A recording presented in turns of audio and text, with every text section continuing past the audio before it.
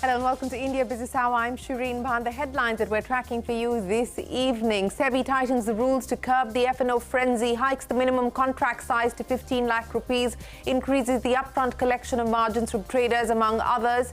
The new rules will be implemented in a phased manner from the 20th of November. There's no reason why Kotak shouldn't be within the top 3 private sector banks. And I'm talking not only of the bank, I'm talking about our subs. Kotak Mahindra Bank is aiming to be among the top 3 private lenders by 2030, says the CEO Ashok Vaswani. Adds the bank is in touch with the Reserve Bank on a weekly basis and vows to emerge stronger out of the RBI's embargo. That's an exclusive. Israeli soldiers enter southern Lebanon hours after its army announced a limited ground operation against Hezbollah. Israel warns Lebanese citizens against traveling in southern Lebanon. Hezbollah says it has targeted Israeli troops across the border. Explosions are heard in Tel Aviv. Brent crude briefly drops below $70 a barrel as demand fears outweigh supply concerns. Oil prices are down 17% in the last 3 months. Gold prices up 13% since July, the best quarterly gains in 4 years. Bajaj Auto and TVS Motor report strong sales growth in September. Bajaj closes the gap with Ola Electric in the electric scooter race. Car sales threw up a mixed bag. Tata Motors reports a 9% decline, but M&M and Toyota beat estimates. The Reserve Bank warns gold loan financiers of regulatory action after spotting several irregular practices. The regulator gives lenders 3 months to set things in order. Former RBI Governor C. Rangarajan expects the MPC to cut rates by 25 basis points in 2 consecutive policies. Calls for new bank licenses to ensure more competition among private banks. That's an exclusive. Industry body CII partners with the government to roll out the internship scheme announced in the budget. The head of CII Skill Development Council says 30 lakh youngsters will get the benefits of the internship scheme in phase 1. The government launches electric vehicle subsidy worth 10,900 crore rupees under the PM E-Drive scheme. Customers will get a certificate, must undergo Aadhaar verification, facial authentication and take a selfie at the dealership, which will be uploaded on the certificate. 40 constituencies in Jammu and Kashmir vote in the final phase of the assembly election. 65% voter turnout as of 5 p.m. 415 candidates in the fray, and results will be declared on the 8th of October.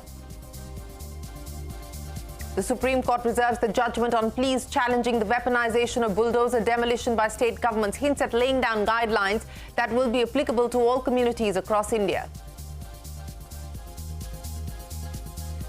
Well, let's start with the market action. Wild swings on the Lal Street as the Sensex and the Nifty ended a volatile session with marginal losses. So we saw the Sensex down just about flat, 30 points lower, the Nifty down by about 13 points. The mid-cap and the small-cap index closing in the green, a 200-point up move there as far as the mid-cap index was concerned. But let's talk about the big story that the markets have been waiting for. We're coming to that in just a second, but a quick check of the commodity market action as well.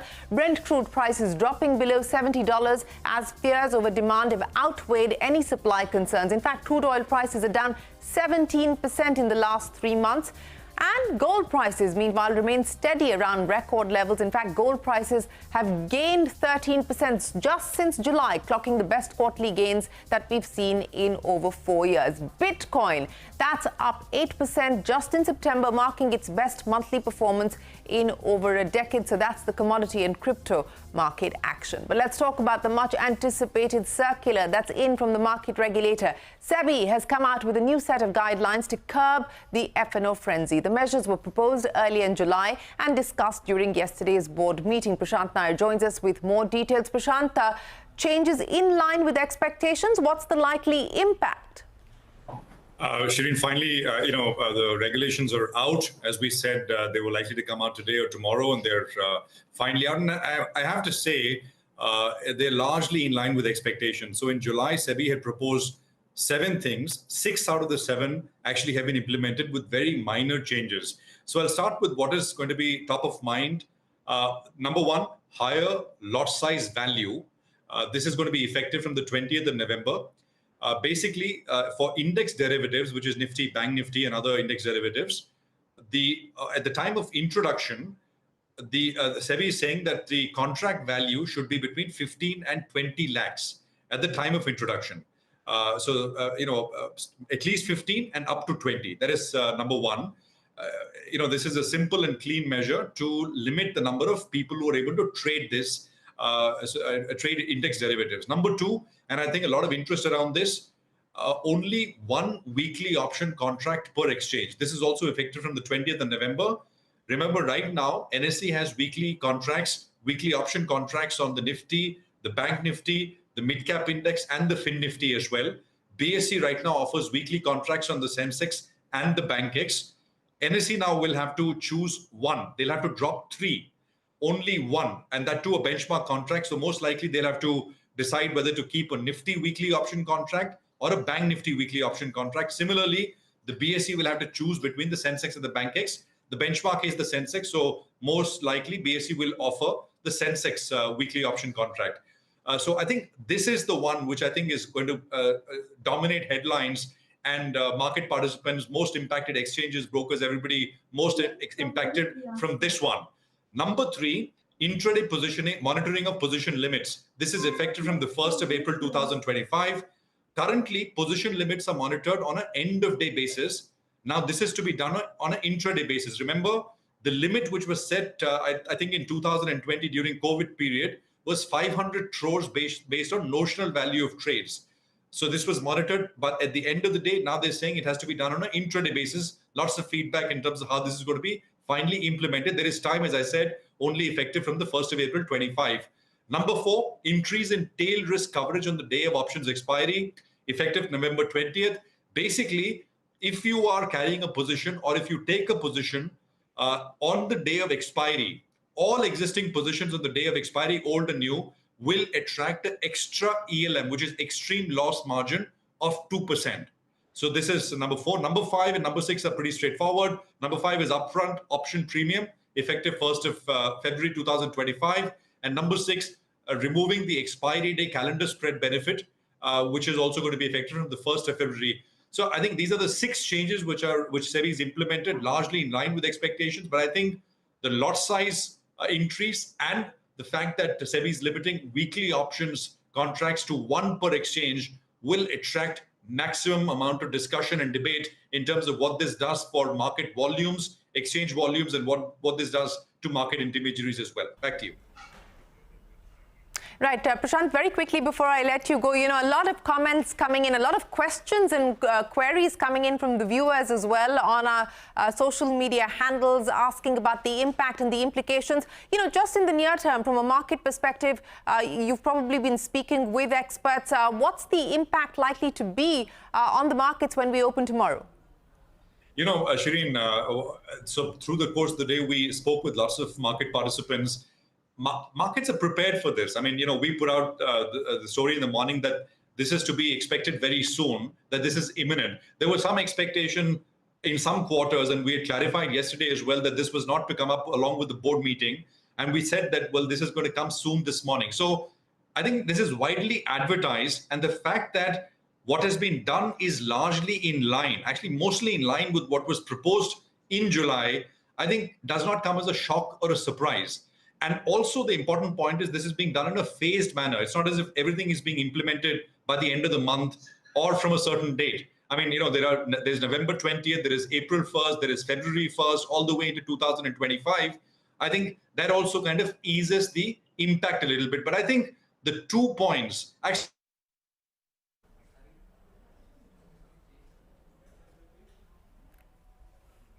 Well, Prashant was explaining to us, but again, as pointing out, largely along expected lines. This was anticipated. It's now come through. That circular is out. And of course, we will keep focusing on the implications and the impact as the markets open for trade tomorrow.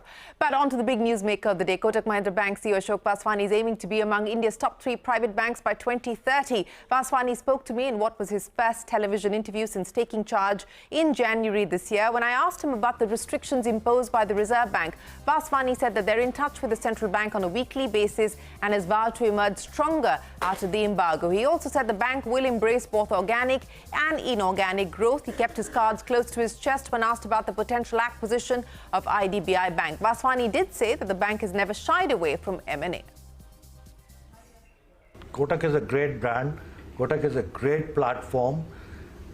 There's no reason why Kotak shouldn't be within the top 3 private sector banks. And I'm talking not only of the bank, I'm talking about our subs. Where our subs are within the top 5, why we can't be within the top 3, or just full stop, be within the top 5. Right? Growth and transforming for scale is exactly what this mandate is about. India has the best digital public infrastructure compared to any other place in the world. I've worked in every other place in the world. I've never seen anything like this, right?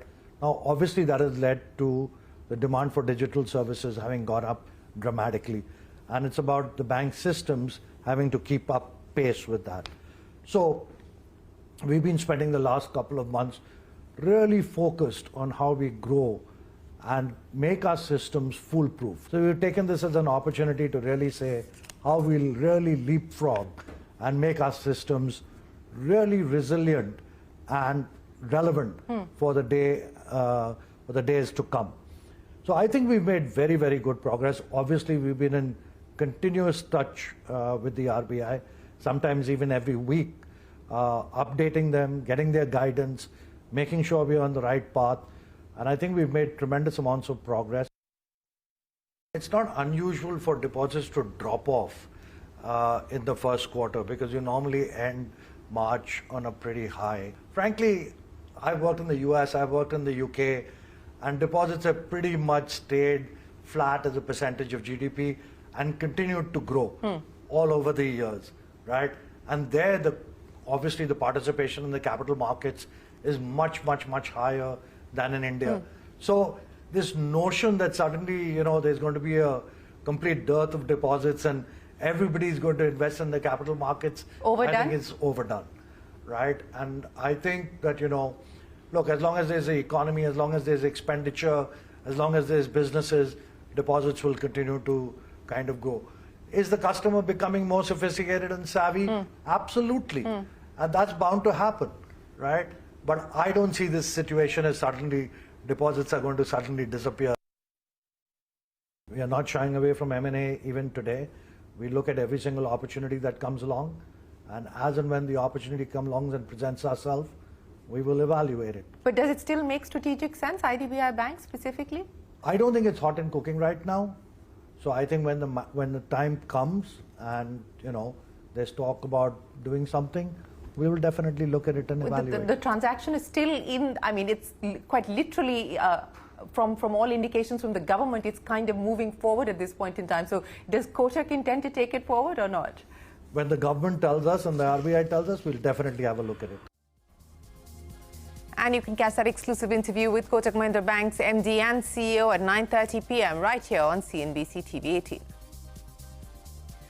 The big international story that we continue to track this evening: Israel has invaded Lebanon, significantly ramping up its military offensive against Hezbollah. The Netanyahu government has called it a limited military operation, saying it will do whatever it takes to avoid a 7th October-style attack on it. Reports suggest that Israeli forces fired flares into the sky amidst heavy shelling as they were entering the region. Soldiers and military vehicles were seen assembling around the Israel-Lebanon border several hours before the incursion began. Israeli military launched more airstrikes targeting southern Beirut as well. Several neighborhoods were severely damaged in the bombing. The Israel army had ordered people to evacuate prior to the attack. According to Lebanese health ministry, at least 95 people have been killed in the last 24 hours. Lebanon's prime minister has urged the UN to provide aid for 1 million people who were displaced by the attack. Israel has claimed the Houthis, the Yemen-based militant group, targeted Israeli army bases in Tel Aviv.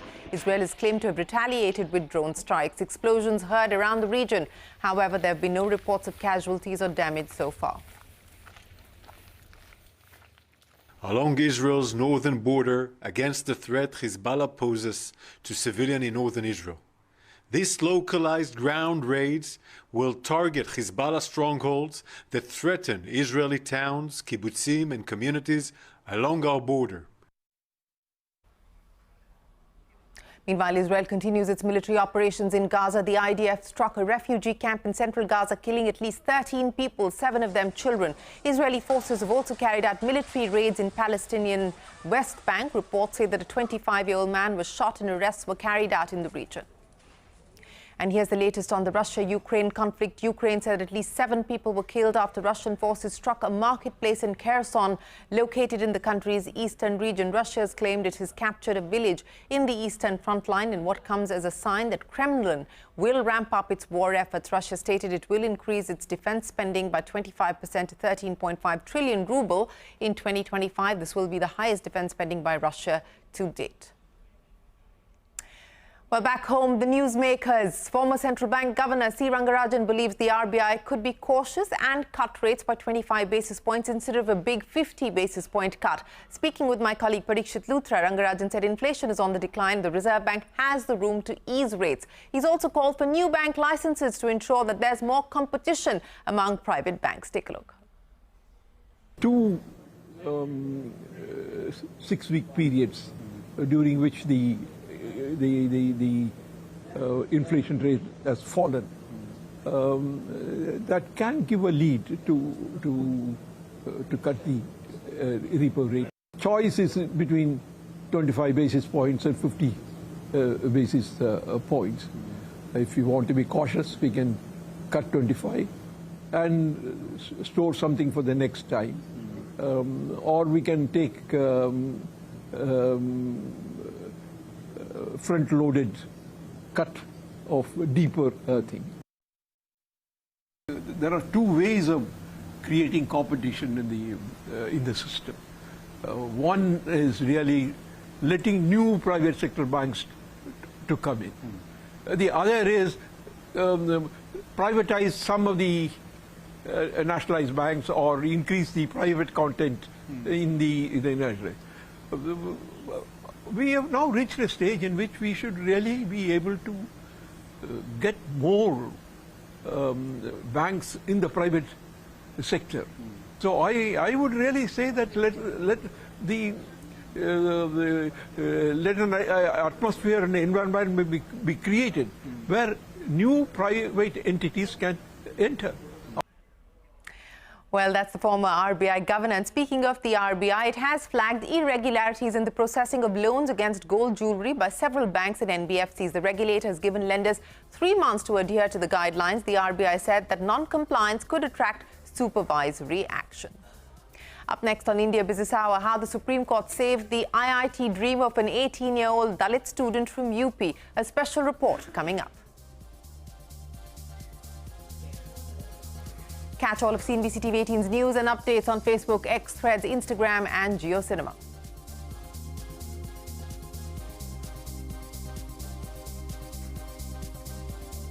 The Supreme Court has reserved the judgment on pleas challenging the weaponization of bulldozer demolition by states. The apex court has hinted at laying down guidelines that will be applicable to all communities across India. Ashmit standing by with more details. Ashmit, what were the key observations made by the court in the matter now that it's reserved its order? Well, after nearly a 2-hour-long hearing, the Apex Court reserving its judgment, clarifying that it will be issuing guidelines that will be applicable across the country to across all states as well as all religious communities. The Apex Court was particular in pointing that out. All of this on the back of various petitions being filed before the Apex Court, pointing out cases of quote-unquote bulldozer justice being followed in states such as UP, Rajasthan, Madhya Pradesh. And these are some of the concerns that were highlighted by the petitioners, that there is a weaponization of municipal laws, that demolitions are being done in a way so as to target people who have been accused of crimes such as rioting, that there is no remedy, there is no legal remedy made available to these persons, and that this is being even brandished by politicians as a case of swift justice. Now, the Apex Court made various observations. Number one, the Supreme Court observed that it is secular in nature. The guidelines that will be issued will be applicable to all religious communities, and also pointing out that demolitions should not be used in a way to target people who have been accused of a crime, going in to say that demolition should only be done in cases where there is, in fact, a violation of municipal laws. And even in that situation, there needs to be due process followed, which is issuance of, number one, a notice, and then subsequently making a suggestion that even in such cases, after the demolition order has been passed, a 10 to 15-day window is provided provided to the accused. Now, what's important here is that the Solicitor General defending the states of UP, Rajasthan, as well as MP, sought to defend, saying that it should not be colored, this demolition should not be colored as a religiously motivated exercise, but rather the apex court should be careful that the guidelines should not in any way take away powers of the municipal board, of the municipal administrative bodies, and also importantly should not take away, should not give undue benefits to what the Solicitor General called were serial encroachers. So that's the word of caution coming in from the Solicitor General.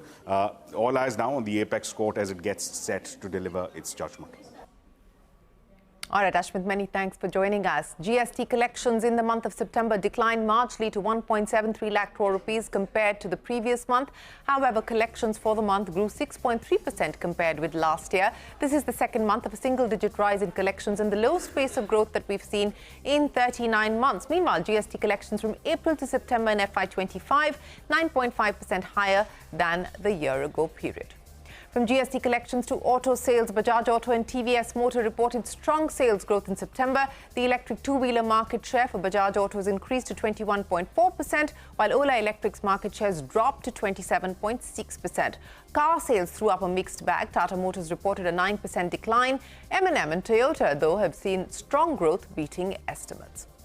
Well, the government has launched the PM e-Drive subsidy scheme with an outlay of 10,900 crore rupees. Customers purchasing electric vehicles will now get a certificate from the dealer. They will also have to upload a mandatory selfie at the dealership, which will be uploaded on the certificate. Pariksha joins us now with the details. Pariksha, take us through the contours of the scheme and the certificate.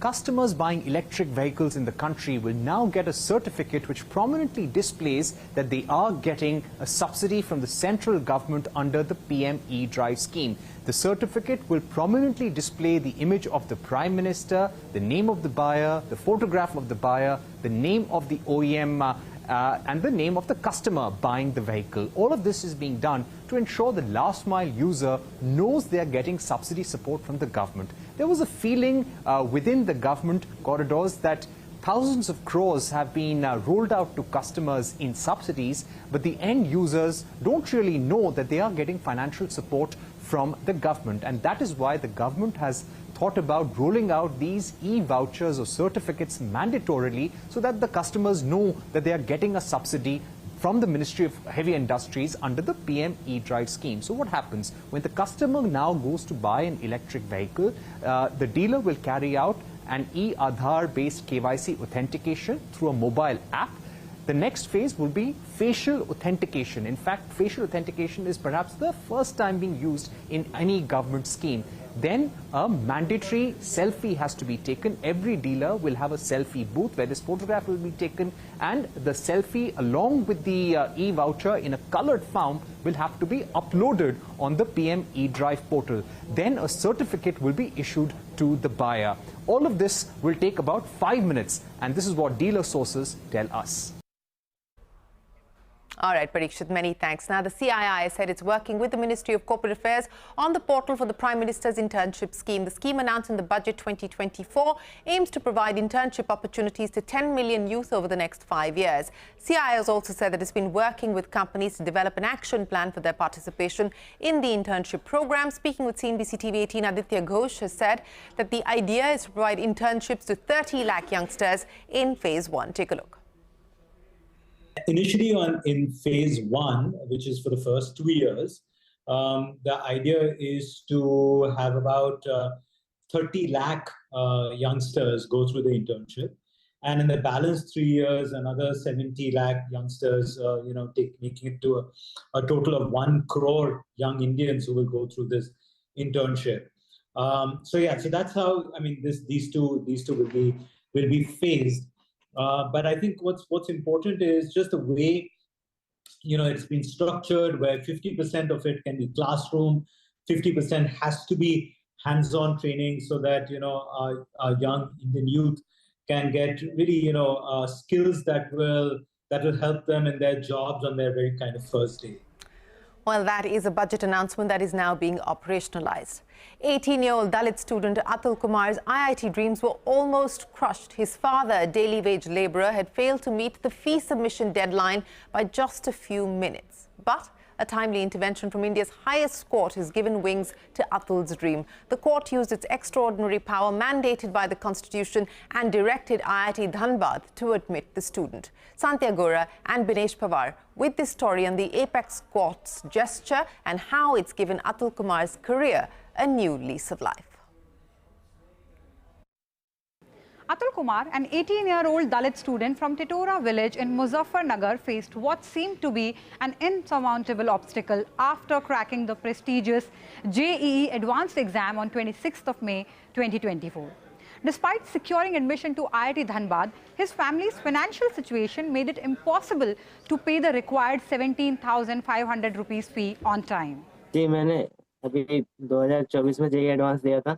अब JEE उसमें तो जो 20 जून को IIT Dhanbad में electrical allot हो गई थी. ये फिर 24 जून को फीस पे करनी थी, वो हो नहीं पाई टेक्निकल इशू, और इस वजह से क्योंकि फीस की दिक्कत थी आखिरी टाइम पे इंतजाम हो पाया था.